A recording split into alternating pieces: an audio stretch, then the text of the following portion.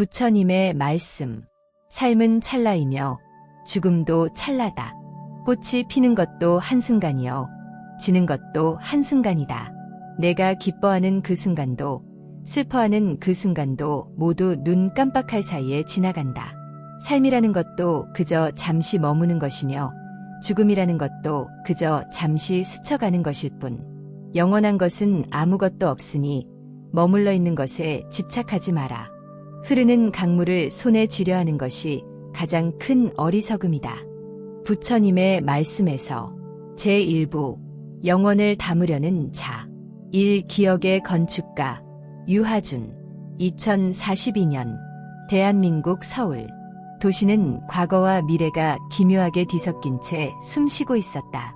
하늘에는 소리 없는 드론 택시가 강물처럼 흘러다녔지만 땅 위에는 여전히 100년 된 가로수가 묵묵히 계절을 맞이하고 있었다. 이 도시에서 가장 각광받는 직업은 기억의 건축가였다. 그들은 고객의 기억을 추출하여 가상현실 속에 영원히 사라지지 않는 추억의 공간을 지어주는 사람들이었다. 그리고 그 분야에서 독보적인 존재가 바로 유하준이었다. 그의 회사 에테르노는 기억 복원 분야의 최고였다.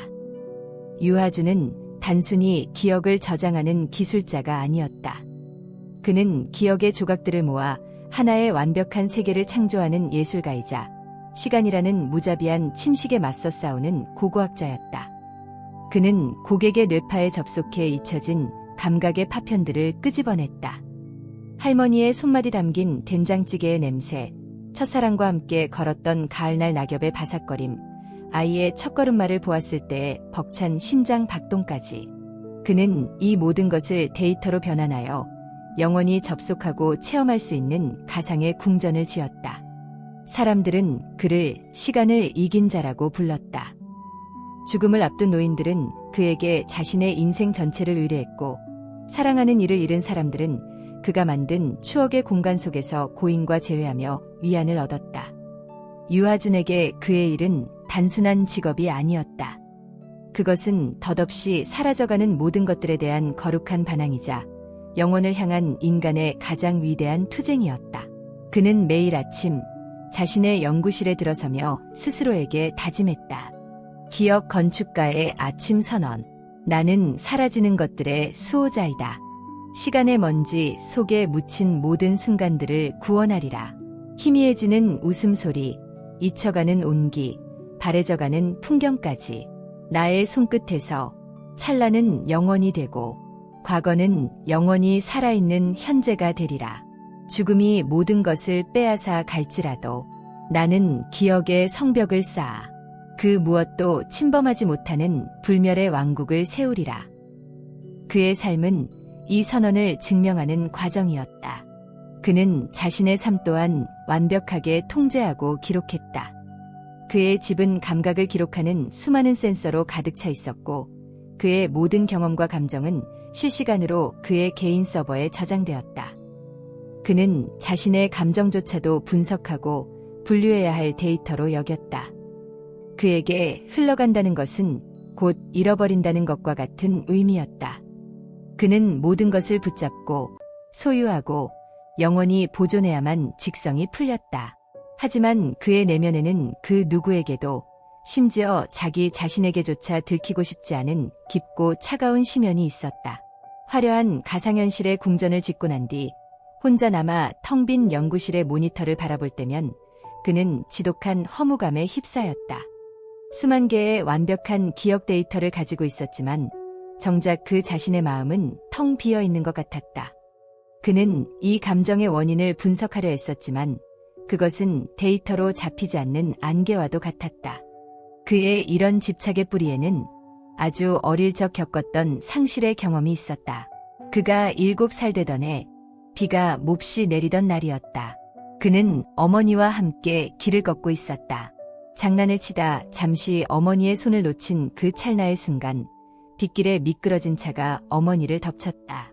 그의 기억 속에 남은 것은 차갑게 식어가던 어머니의 손, 멈추지 않고 내리던 비, 그리고 자신이 어머니의 손을 놓쳤다는 끔찍한 죄책감뿐이었다. 그날 이후 그는 놓친다는 것, 사라진다는 것에 대한 병적인 공포를 갖게 되었다. 그의 모든 작업은 어쩌면 그날 놓쳐버린 어머니의 손을 다시 붙잡으려는 필사적이고도 헛된 몸부림이었을지도 모른다. 그의 완벽하게 통제된 세계의 예상치 못한 파문이 일기 시작한 것은 윤서아라는 이름의 마지막 의뢰인을 만나면서부터였다. 이 마지막 의뢰인, 윤서아는 시한부 선고를 받은 화가였다. 그녀는 유하준이 만났던 다른 의뢰인들과는 완전히 달랐다. 죽음을 앞두고 있었지만 그녀의 눈에는 두려움이나 슬픔 대신 어린아이 같은 호기심과 장난기가 가득했다. 그녀는 자신의 삶을 영원히 보존하기 위해 하준을 찾아온 것이 아니었다. 유하준 씨, 당신이 기억의 건축가시죠? 시간을 붙잡는 마법사라는 소문도 들었어요. 서아는 병상에 누워 창백하지만 맑은 얼굴로 하준을 맞았다. 마법사는 아닙니다.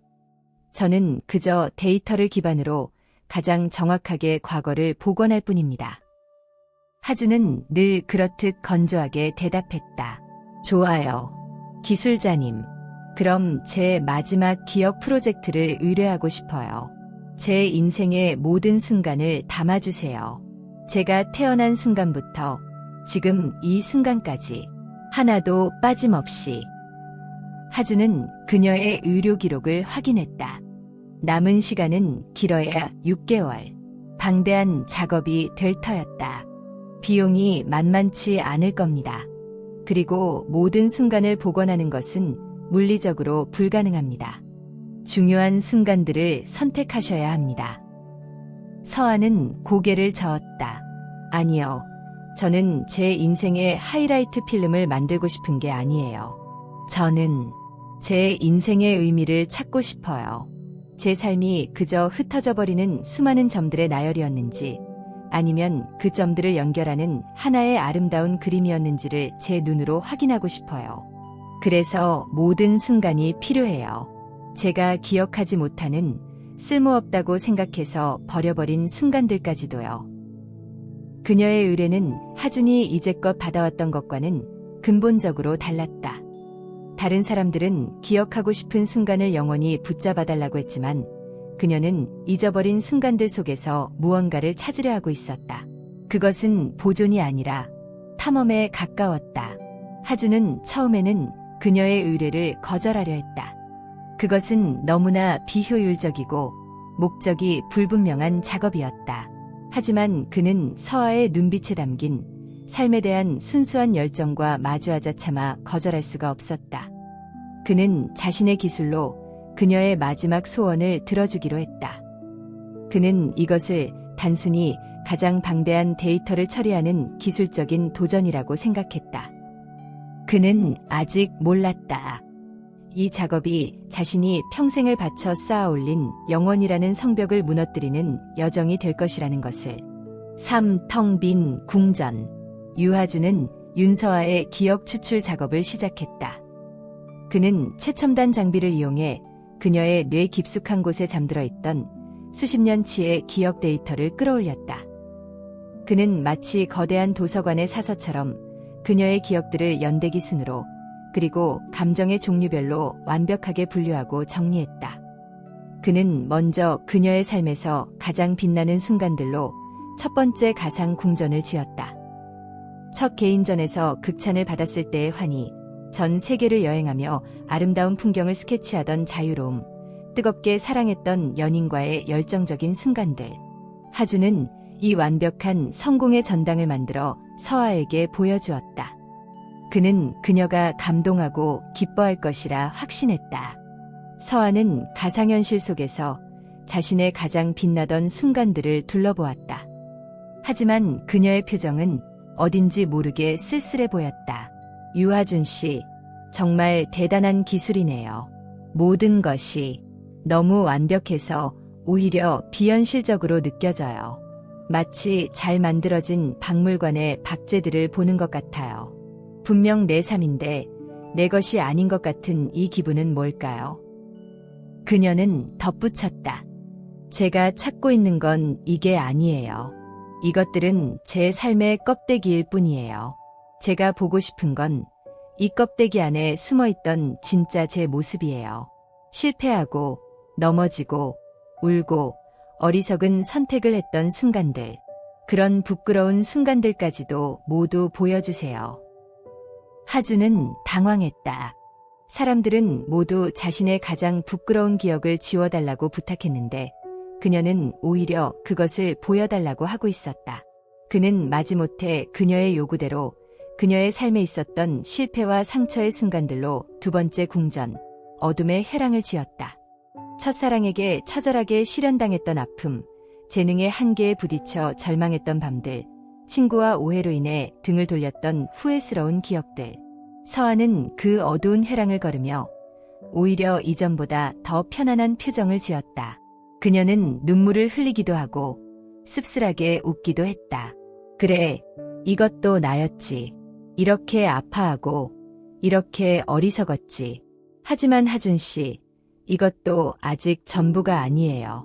무언가 가장 중요한 조각이 빠져 있어요. 하준은 혼란에 빠졌다. 그는 그녀 삶의 빛과 어둠을 모두 복원했다. 그런데 도대체 무엇이 빠졌다는 것일까?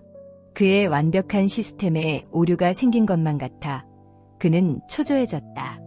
그의 연구실에는 미분류 데이터라는 이름의 거대한 저장소가 있었다. 그곳에는 고객들의 삶에서 중요하지 않다고 판단된 의미 없는 찰나의 순간들이 저장되어 있었다. 신호등을 기다리는 무료한 시간, 멍하니 창밖을 바라보던 순간, 별 의미 없이 흥얼거리던 콧노래. 하주는 그것들을 데이터의 소음이라고 부르며 무시해왔다. 서아의 건강은 날이 갈수록 나빠졌다. 하주는 초조한 마음으로 미분류 데이터의 저장소를 열었다. 그는 마치 거대한 쓰레기 산에서 바늘을 찾는 심정으로 그녀의 삶에 기록된 수억 개의 찰나들을 샅샅이 뒤지기 시작했다. 그는 여전히 자신이 무엇을 찾아야 하는지 알지 못했다. 흐르는 강물 속의 보석. 며칠 밤을 새워 의미 없는 데이터의 바다를 헤매던 유아주는 우연히 아주 짧고 희미한 기억의 파편 하나를 발견했다. 그것은 서아가 7살 되던 해에 비 오는 어느 여름날 오후였다. 기억 속에서 어린 서아는 막 마당으로 나갔다가 소나기를 만났다.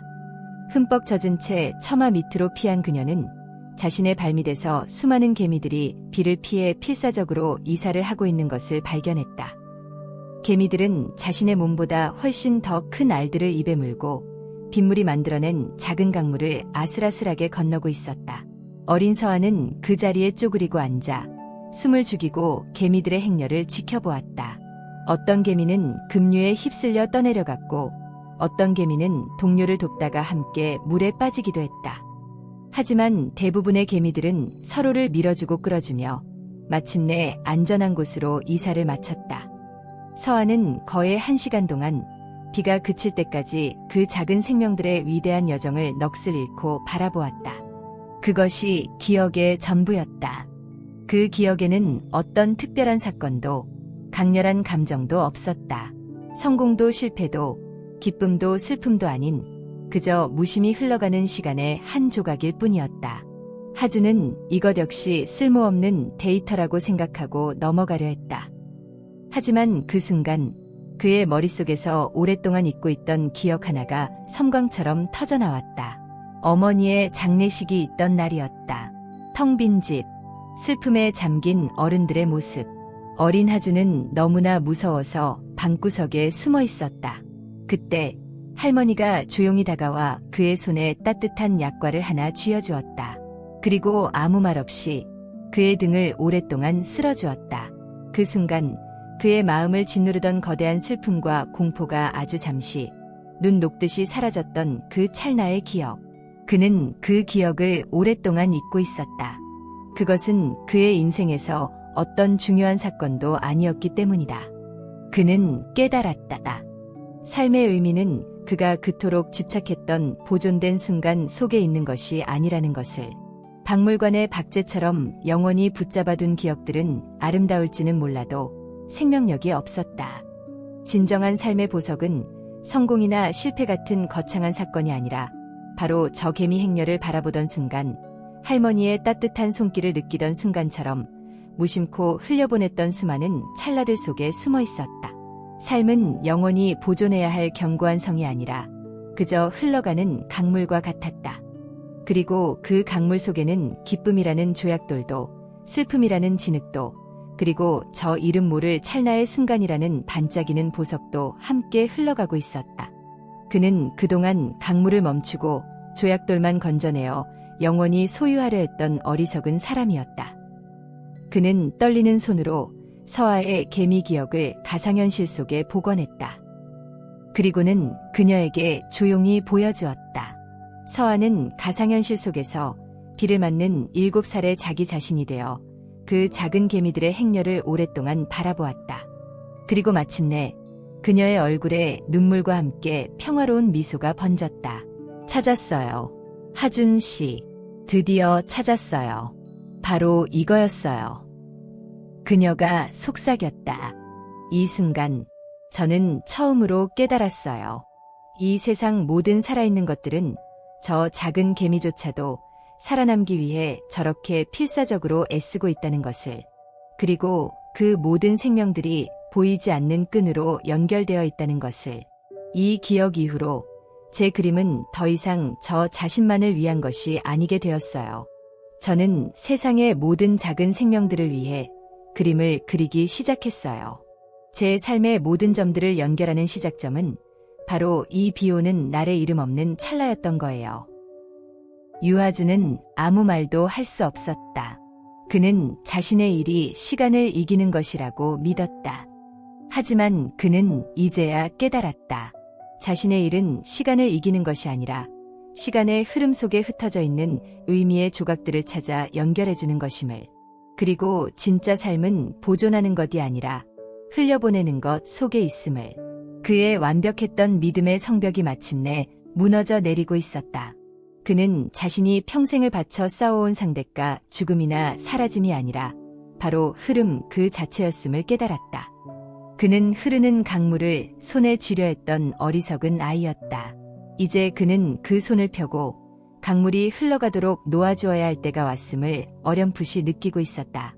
그의 진짜 여정은 모든 것을 붙잡으려 했던 그 손을 놓는 바로 그 순간부터 시작될 터였다. 제2부 흐르는 강물에 손을 담그다. 1. 놓아주기 연습. 윤서아의 마지막 프로젝트는 유하준의 삶을 송두리째 흔들어 놓았다. 그는 자신이 지은 수많은 기억의 궁전들이 사실은 아름다운 감옥이었음을 깨달았다. 그는 고객들에게 영혼을 선물한다고 믿었지만 사실은 그들을 과거라는 박제된 시간 속에 가두고 있었을 뿐이었다. 그리고 그 가장 완벽하고 견고한 감옥에 갇혀 있었던 것은 바로 유하준 자기 자신이었다. 서아는 몇 주 후 평화로운 미소를 지으며 세상을 떠났다. 그녀는 자신의 기억을 영원히 보존해달라는 유언을 남기지 않았다. 대신 그녀는 자신의 모든 기억 데이터를, 심지어 그녀가 그토록 소중히 여겼던 비오는 날의 개미 기억까지도 모두 삭제해달라고 부탁했다. 하준 씨, 이제 저는 제 그림의 의미를 찾았으니 더 이상 이 기억들이 필요 없어요. 기억은 강물처럼 흘러가야 해요. 붙잡아두면 썩기 마련이죠. 제 마지막 부탁은 저를 완전히 놓아주는 거예요. 하준에게 그것은 너무나 어려운 숙제였다. 그의 모든 존재 이유는 보존하는 것에 있었기 때문이다. 그녀의 데이터를 삭제하는 것은 그의 신념과 철학 전체를 부정하는 행위와도 같았다. 그는 며칠 밤낮을 고뇌했다. 그는 서버실에 앉아 모니터 화면에 떠있는 윤서아의 삶 전체가 담긴 데이터를 오랫동안 바라보았다. 그의 손가락은 삭제 버튼 위에서 몇 번이고 망설였다. 그 순간 그는 다시 한 번 잊고 있던 어머니의 기억을 떠올렸다. 어머니가 돌아가신 후 아버지는 어머니의 유품을 하나도 버리지 못했다. 어머니가 쓰던 낡은 찻잔, 손때 묻은 책, 심지어 달아빠진 신발까지. 아버지는 그 물건들을 붙잡고 있으면 어머니가 곁에 있는 것 같다고 말했다. 하지만 시간이 지날수록 그 유품들은 위안이 아니라 무거운 족쇄가 되어 아버지를 과거에 묶어두었다. 아버지는 새로운 삶으로 나아가지 못하고 늘 슬픔의 그림자 속에서 살아갔다. 하주는 깨달았다. 진정한 사랑은 붙잡는 것이 아니라 놓아주는 것임을. 진정한 추모는 과거를 박제하는 것이 아니라 그 사람의 뜻을 현재의 삶 속에서 이어가는 것임을. 서아가 그에게 가르쳐준 것은 바로 그것이었다. 그는 마침내 결심했다. 그는 서아의 데이터를 삭제하기 전 그녀가 평생에 걸쳐 그린 모든 그림들을 데이터화하여 세상 모든 사람들이 무료로 볼 수 있는 온라인 갤러리에 올렸다. 그리고 그녀의 이름으로 재능은 있지만 가난한 젊은 예술가들을 후원하는 작은 재단을 만들었다. 그녀의 기억은 서버 속에서 사라졌지만 그녀의 삶은 세상을 향해 더 넓게 흘러가기 시작한 것이다. 그리고 그는 심호흡을 한 뒤 삭제 버튼을 눌렀다. 모니터 화면에서 윤서아의 모든 데이터가 빛의 입자가 되어 사라지는 순간 하주는 이상하게도 상실감이 아니라 깊은 해방감을 느꼈다. 마치 굳게 쥐고 있던 주먹을 펴자 그 안에 새로운 바람이 들어오는 것과 같았다. 그날 이후 유하준의 일은 완전히 달라졌다. 그는 더 이상 고객들에게 영원한 보존을 약속하지 않았다. 대신 그는 그들의 기억 속을 함께 여행하며 그들이 잊고 있던 삶의 의미 있는 찰나들을 찾아주는 안내자가 되었다. 그는 고객들이 과거에 갇히는 것을 돕는 대신 과거와의 화해를 통해 현재를 더 충실하게 살아갈 수 있도록 도왔다. 그의 회사는 예전보다 돈을 훨씬 덜 벌었지만 그의 연구실에는 이전에는 결코 없었던 따뜻한 눈물과 감사의 온기가 가득 찼다. 이 현재를 기록하는 카메라. 유하준은 자신의 삶에도 새로운 실험을 시작했다. 그는 자신의 모든 것을 기록하던 집안의 센서들을 모두 꺼버렸다. 그는 더 이상 자신의 감정을 데이터로 분석하고 저장하지 않았다. 대신 그는 그 감정들을 있는 그대로 느끼고 흘러가도록 내버려두는 연습을 시작했다. 그는 낡은 필름 카메라 하나를 샀다. 디지털 카메라처럼 수천 장을 찍고 완벽한 사진을 고를 수 있는 것이 아니라 한 롤에 고작 36장밖에 찍을 수 없는 불편하고 비효율적인 카메라였다. 그는 그 카메라를 들고 처음으로 도시를 정처 없이 걷기 시작했다. 그는 더 이상 기억할 만한 멋진 풍경이나 특별한 순간을 찾아다니지 않았다. 그는 그저 걷다가 자신의 마음이 움직이는 아주 사소한 순간들을 필름에 담았다. 비둘기들이 빵 조각을 놓고 다투는 모습, 낡은 골목길 담벼락에 비친 오후의 햇살, 지하철역에서 조용히 손을 잡고 있는 노부부의 주름진 손. 그는 사진을 바로 확인할 수 없었다. 며칠을 기다려 필름을 현상하고 나서야 자신이 무엇을 찍었는지 비로소 알 수 있었다. 그 과정에서 그는 중요한 것을 깨달았다. 사진을 찍는 행위는 과거를 붙잡기 위한 것이 아니라 오히려 현재라는 찰나에 온전히 집중하기 위한 것이라는 사실을. 뷰파인더를 통해 세상을 바라보는 그 짧은 순간 그는 세상과 완전히 하나가 되는 듯한 깊은 몰입감을 느꼈다. 그는 자신의 집 한쪽 벽에 자신이 찍은 사진들을 붙이기 시작했다. 그 사진들은 하나같이 평범하고 일상적인 순간들이었지만 그 안에는 이전의 완벽한 데이터들이 결코 담아내지 못했던 삶의 온기가 배어 있었다. 어느 날 저녁, 그는 자신이 찍은 사진들을 바라보다가 문득 깨달았다. 자신이 왜 그토록 영원에 집착했는지를. 그것은 죽음에 대한 두려움 때문이기도 했지만 근본적으로는 현재를 제대로 살지 못하고 있었기 때문이었다. 그는 늘 미래의 성공을 위해 현재를 희생했고 과거의 실수를 되풀이하지 않기 위해 현재를 통제하려 했다. 그는 단 한 번도 지금, 여기라는 순간에 온전히 머물러 본 적이 없었던 것이다. 현재를 놓치고 있었기에 그는 지나간 과거에 집착할 수밖에 없었고 불확실한 미래를 두려워할 수밖에 없었다. 그는 그날 밤 자신의 낡은 일기장에 새로운 다짐을 적었다. 현재를 살기 위한 다짐. 나는 더 이상 어제를 붙잡지 않으리라. 나는 더 이상 내일을 두려워하지 않으리라. 나의 유일한 집은 바로 지금 이 순간, 이 호흡 속에 있다. 셔터를 누르는 사진가처럼 나는 이 찰나의 순간에 나의 모든 것을 집중하리라. 이 순간의 빛과 그림자, 기쁨과 슬픔을 온전히 껴안으리라. 삶은 영원 속에 있는 것이 아니라 무수히 많은 지금이 모여 이루어지는 것임을 나는 이제야 배운다. 그의 삶은 조금씩 변하기 시작했다. 그는 더 이상 시간을 관리하고 통제하려 하지 않았다.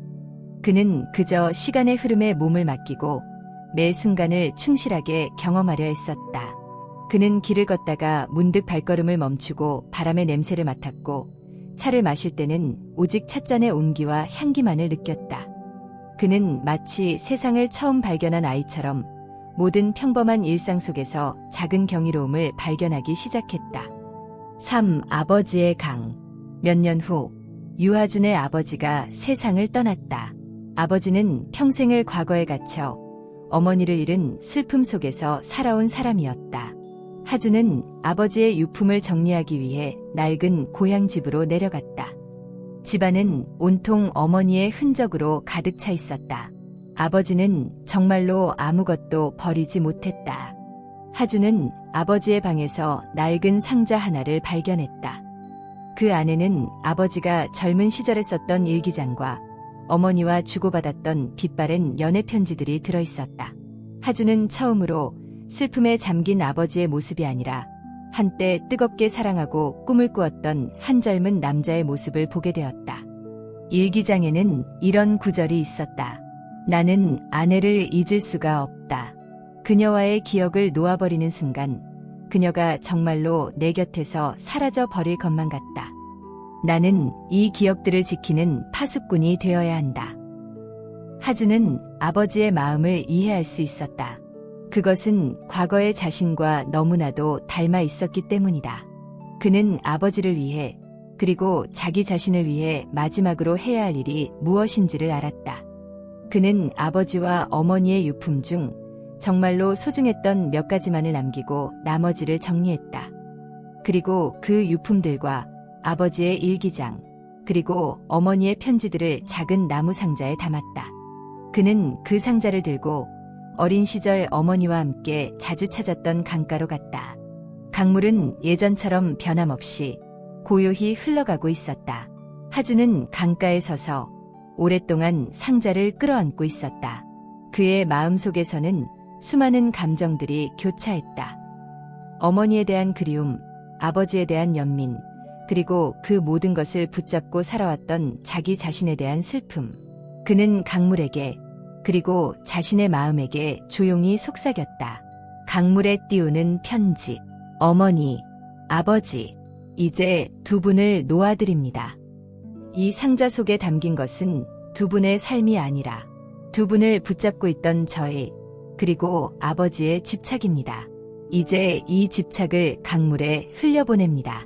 모든 것이 흘러가야 할 곳으로 돌아가듯이 두 분의 사랑은 제 기억 속에 박제되는 것이 아니라 제 삶 속에서 새로운 사랑으로 흘러갈 것입니다. 두 분의 슬픔은 제 안에 머무는 것이 아니라 다른 이의 슬픔을 위로하는 강물이 될 것입니다. 안녕히 나의 소중한 과거여. 이제 나는 현재를 향해 흘러갑니다. 그는 나무 상자를 조심스럽게 강물 위에 띄워 보냈다. 상자는 잠시 맴도는 듯하더니 이내 강물의 흐름을 타고 천천히 그리고 멀리 떠내려갔다. 하준은 상자가 시야에서 완전히 사라질 때까지 그 자리에 서서 묵묵히 바라보았다. 그의 뺨 위로 뜨거운 눈물이 흘러내렸다. 하지만 그것은 더 이상 슬픔이나 죄책감의 눈물이 아니었다. 그것은 모든 것을 떠나보내고 마침내 자유로워진 영혼이 흘리는 정화의 눈물이었다. 그는 그날 강가에서 아주 오랫동안 머물렀다. 그는 강물이 끊임없이 변하면서도 늘 그 자리에 강물로 존재하는 신비를 온몸으로 느꼈다. 그는 자신 또한 저 강물과 같다는 것을 깨달았다. 그의 생각과 감정, 심지어 몸을 이루는 세포 하나하나까지도 매 순간 변하고 흘러가지만 나라는 존재의 흐름은 계속되고 있었다. 삶은 찰나의 연속이었지만 그 찰나들이 모여 하나의 장대한 강을 이루고 있었다. 그는 더 이상 그 강물을 멈추려 하지 않았다. 그는 이제 그 흐름의 일부가 되어 기꺼이 춤을 추며 흘러갈 준비가 되어 있었다. 4. 빈잔에 채워지는 것. 서울로 돌아온 유아주는 자신의 회사 에테르노의 문을 닫았다. 그는 더 이상 다른 사람의 과거를 파는 일을 할 수 없었다. 대신 그는 자신의 집을 개방하여 상실의 아픔을 겪는 사람들을 위한 작은 쉼터를 만들었다. 그곳에서는 어떤 특별한 프로그램도 없었다. 사람들은 그저 함께 모여 차를 마시고 밥을 먹고 각자의 슬픔에 대해 이야기하거나 혹은 아무 말 없이 함께 침묵했다. 하주는 그들에게 억지로 위로의 말을 건네거나 아픔을 빨리 극복하라고 조언하지 않았다. 그는 그저 그들이 충분히 슬퍼하고 충분히 그리워하며 그 감정들이 자연스럽게 흘러갈 수 있도록 곁을 지켜줄 뿐이었다. 그는 쉼터의 한쪽 벽에 자신이 찍었던 평범한 순간들의 사진들을 붙여놓았다. 그리고 그 옆에 윤서아가 그렸던 비 오는 날의 개미 그림의 복사본을 걸어두었다. 사람들은 그 그림과 사진들을 보며 자신들의 삶에도 그런 작고 소중한 찰나들이 있었음을 떠올렸다. 그들은 거창한 행복이 아니라 아주 사소한 일상 속에 숨어있는 작은 기쁨들을 다시 발견하기 시작했다. 어느 날 어린 딸을 사고로 잃고 깊은 절망에 빠져있던 한 젊은 어머니가 하준에게 물었다. 선생님, 저는 제 딸과의 기억을 영원히 붙잡고 싶어요. 그 기억마저 잊어버리면 제 삶에는 아무것도 남지 않을 것 같아요. 어떻게 하면 이 기억을 놓지 않을 수 있을까요? 하준은 그녀의 손을 잡고 텅 빈 찻잔 2개를 가져왔다. 그는 한쪽 잔에는 물을 가득 채우고 다른 한쪽은 비워두었다. 부인, 이 가득 찬 잔이 당신의 마음이라고 생각해 보세요. 딸과의 소중한 기억으로 가득 차 있지요. 하지만 이 잔에는 더 이상 어떤 새로운 것도 담을 수가 없습니다. 새로운 기쁨도 새로운 인연도 들어올 틈이 없지요. 그리고 이 물은 언젠가 썩고 말 것입니다. 그는 비어있는 다른 잔을 들어보였다. 하지만 이 빈 잔을 보세요. 이 잔은 지금 텅 비어 있어 슬퍼 보일지 모릅니다. 하지만 이 잔은 무엇이든 새로 담을 준비가 되어 있습니다. 따뜻한 차를 담을 수도 있고 시원한 물을 담을 수도 있지요. 딸과의 소중한 기억을 버리라는 뜻이 아닙니다. 그 기억을 마음의 강물에 흘려보내세요. 그러면 그 기억은 사라지는 것이 아니라 당신의 마음을 더 깊고 넓게 만들어주는 걸음이 될 것입니다. 그리고 당신의 마음이 빈잔처럼 깨끗해졌을 때 당신은 비로소 새로운 기쁨과 사랑을 담을 수 있게 될 겁니다. 딸아이가 진정으로 바라는 것도 당신이 과거에 갇혀 사는 것이 아니라 새로운 삶을 향해 나아가는 것이 아닐까요? 젊은 어머니는 하준의 말을 들으며 오랫동안 눈물을 흘렸다. 그리고 며칠 후 그녀는 처음으로 딸의 유품을 정리하기 시작했다. 그녀의 놓아주기 연습이 시작된 것이다. 유아주는 이제 기억의 건축가가 아니었다. 그는 사람들이 자신의 마음속 잔을 비우고 새로운 것을 채울 수 있도록 돕는 마음의 정원사가 되었다. 그는 깨달았다. 삶은 무언가를 계속해서 채워나가는 과정이 아니라 오히려 계속해서 비워나가는 과정이라는 것을. 과거의 집착을 비우고 미래에 대한 불안을 비우고 나라는 고집을 비워낼 때 비로소 그 빈자리에 세상의 모든 것이 들어와 채워진다는 것을. 그는 더 이상 영원을 꿈꾸지 않았다. 그는 그저 매일 아침 눈을 뜨고 살아있다는 이 찰나의 기적에 감사할 뿐이었다. 제3부 찰나 속에 영원이 있음을. 1. 멈춤의 기술. 유하준의 마음 쉼터는 세상의 속도와는 정반대로 흘러가는 섬과 같은 곳이었다.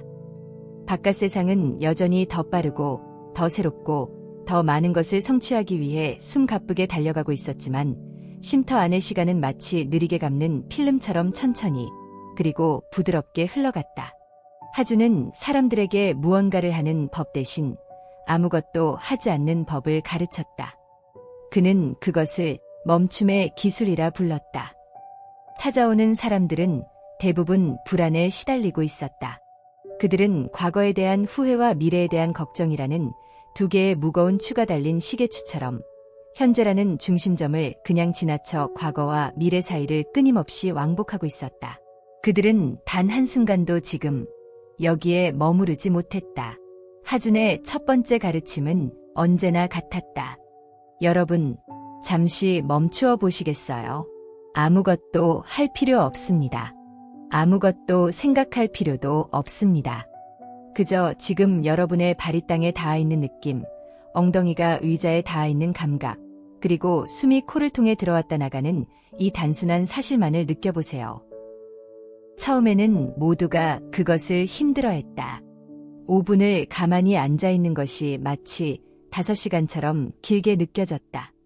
머릿속에서는 온갖 생각들이 폭죽처럼 터져나왔다. 오늘 저녁은 뭘 먹지?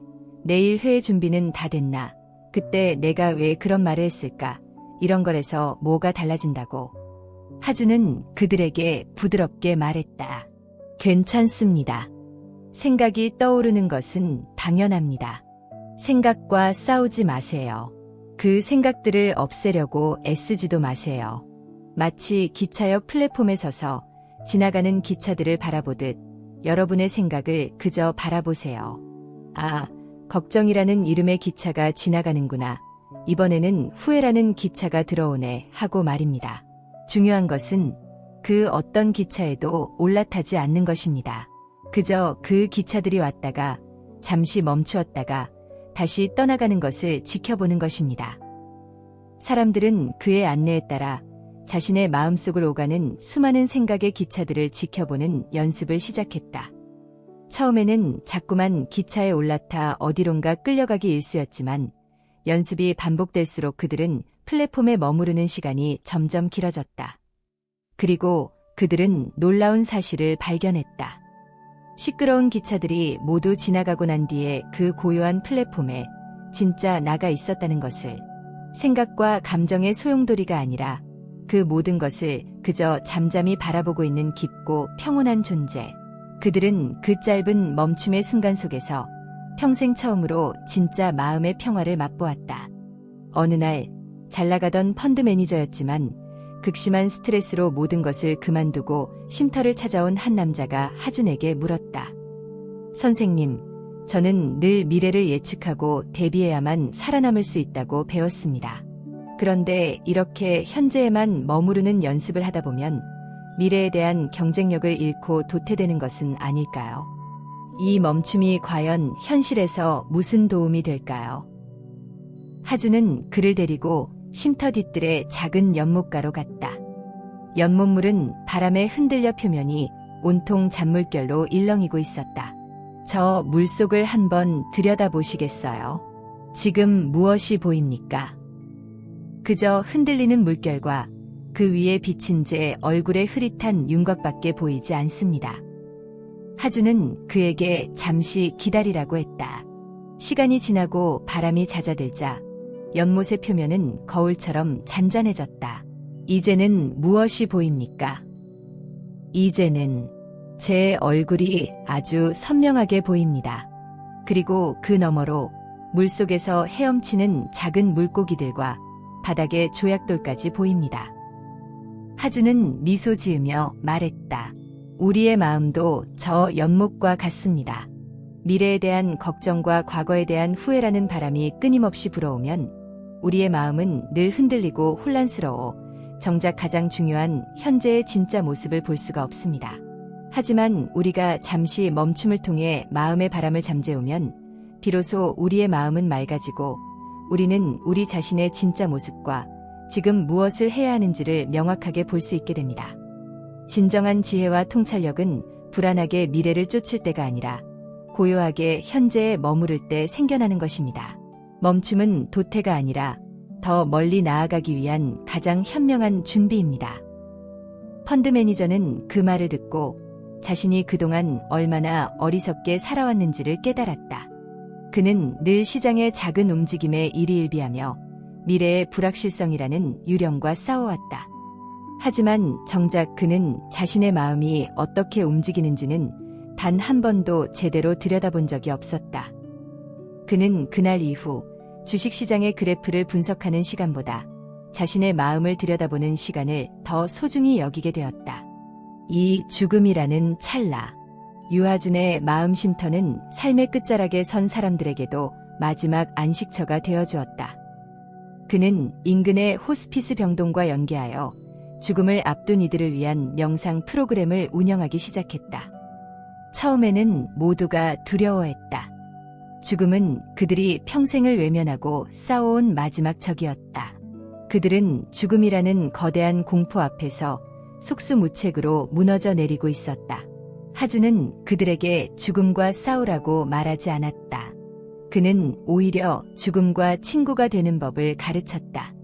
여러분, 우리는 모두 언젠가 떠나야 하는 여행자들입니다. 죽음은 실패나 끝이 아니라 그저 이 여행의 마지막 여정일 뿐입니다. 우리가 이 마지막 여정을 평화롭게 마치기 위해서는 죽음이라는 낯선 길동무를 이해하고 받아들여야 합니다. 그는 사람들에게 자신의 몸에서 일어나는 변화를 가만히 관찰하도록 안내했다. 통증이 찾아올 때 그것을 적으로 여기고 밀어내려 하지 말고, 아, 통증이 내 몸의 이 부분에 머물고 있구나. 그 느낌은 뾰족하구나. 혹은 묵직하구나 하고 그저 느낌 자체를 객관적으로 바라보도록 했다. 숨이 가빠올 때도 공포에 휩싸이는 대신, 아, 나의 호흡이 짧아지고 있구나. 공기가 들어오고 나가는 이 감각이 변하고 있구나 하고 담담하게 알아차리도록 했다. 놀랍게도 그들이 자신의 육체적 고통과 싸우는 것을 멈추고 그것을 그저 하나의 현상으로 바라보기 시작하자 고통의 강도는 훨씬 줄어들었다.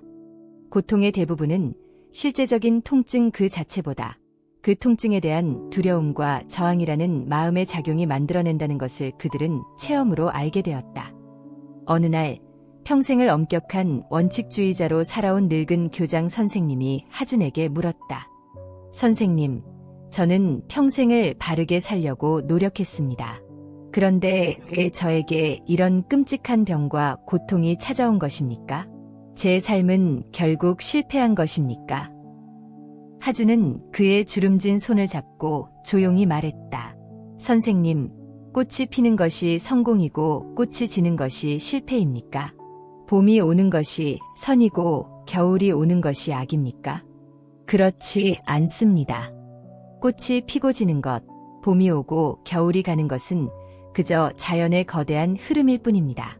우리의 삶과 죽음도 그와 같습니다. 태어나는 것도 그저 하나의 사건이고 늙고 병들어 죽는 것도 그저 하나의 사건일 뿐입니다.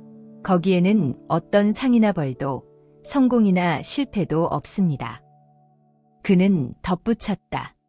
선생님의 삶이 위대했던 것은 선생님이 병에 걸리지 않았기 때문이 아닙니다. 선생님의 삶이 위대한 것은 살아있는 동안 수많은 학생들에게 사랑과 지혜를 나누어 주셨기 때문입니다. 삶의 가치는 그 길이가 아니라 그 깊이에 있습니다. 죽음이라는 찰나는 우리가 살아온 수많은 찰나들의 의미를 알아가는 것이 아니라 오히려 그 순간들을 더욱 소중하고 빛나게 만들어주는 배경과도 같습니다.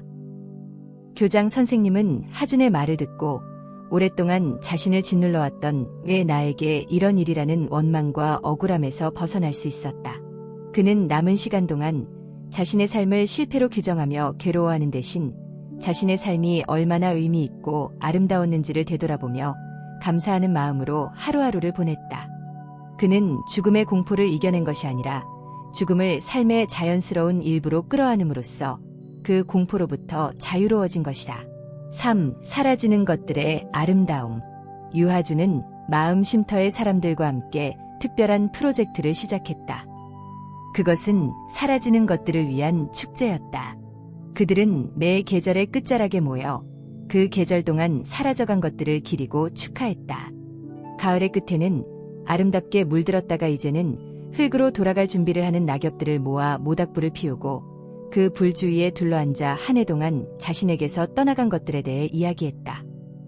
떠나간 연인, 잃어버린 건강, 지나가 버린 젊음, 이루지 못한 꿈.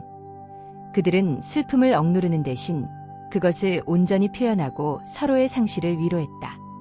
그리고 모닥불이 사그라들 때쯤 그들은 빈자리가 있어야 새로운 것이 채워질 수 있다는 자연의 지혜에 대해 이야기하며 다가올 겨울과 새로운 봄을 조용히 맞이할 준비를 했다. 겨울의 끝에는 꽁꽁 얼었던 강물이 녹아 다시 흘러가는 것을 함께 지켜보았다. 그들은 딱딱하고 굳어있던 자신들의 마음 또한 저 강물처럼 다시 부드럽게 흘러가기를 기원했다. 이 축제를 통해 사람들은 사라진다는 것이 곧 끝이나 실패가 아니라는 것을 배우게 되었다. 사라짐은 오히려 새로운 시작을 위한 자연스러운 과정이며 유한하기에 모든 순간이 더없이 소중하고 아름답다는 것을 깨닫게 되었다. 그들은 더 이상 영원히 붙잡으려 애쓰지 않았다. 그들은 기쁨의 순간이 오면 온전히 기뻐하고 슬픔의 순간이 오면 온전히 슬퍼한 뒤 그것들이 흘러가도록 기꺼이 놓아주었다. 하주는 더 이상 기억의 건축가가 아니었다. 그는 이제 찰나의 예찬가가 되었다. 그는 사람들에게 삶의 진정한 아름다움은 영원히 변치 않는 견고함에 있는 것이 아니라 매 순간 피고 지기를 반복하는 살아있는 것들의 연약하고도 눈부신 순간 속에 있음을 가르쳐 주었다. 어느 봄날 쉼터의 정원에는 벚꽃이 눈처럼 흩날리고 있었다. 하준과 사람들은 벚꽃 나무 아래에 둘러앉아 짧지만 화려한 벚꽃의 향연을 지켜보고 있었다. 한 젊은 여자가 아쉬운 목소리로 말했다. 이렇게 아름다운 꽃이 고작 며칠 만에 모두 져버린다니 너무 슬퍼요.